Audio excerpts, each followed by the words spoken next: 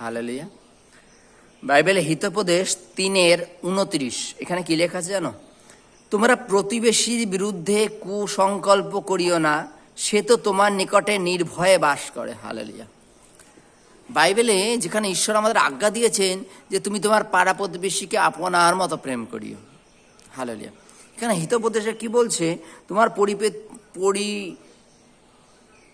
প্রতিবেশীর বিরুদ্ধে কুসংকল্প করিও না, সে তো তোমার নিকটে নির্ভয়ে বাস করে।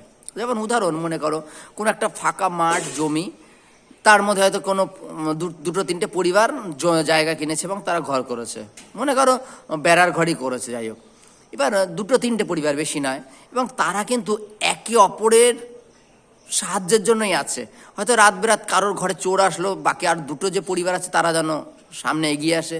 রাত বেরাত তার পরিবারে কেউ অসুস্থ হয়ে গেল, তাকে হাসপাতালে নিতে হবে বা কোনো সাহায্যের প্রয়োজন, পাশের যে আর দুটো পরিবার আছে তারা যেন সামনে আসে।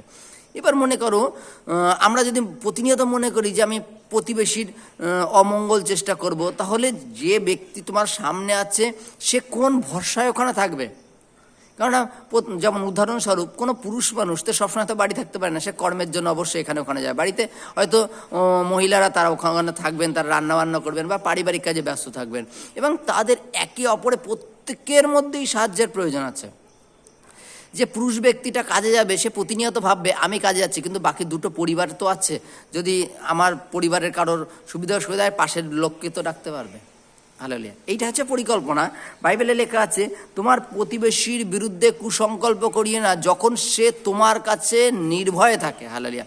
তুমি যে আছো তার জন্য সে কিন্তু একটু শান্তিতে থাকে, যে আমি কাউকে ডাকলে তো পাবো, ঝম করে একটুখানি আওয়াজ দিলে তো পাবো, আমার ঘরেটা নেই, তার কাছে চেলে তো ঝম করে একটুখানি পাবো। এটাই হচ্ছে একতা, এটা হচ্ছে প্রেম, যেটা কিনা আমাদের বাইবেল শিক্ষা দেয়। হালেলুয়া।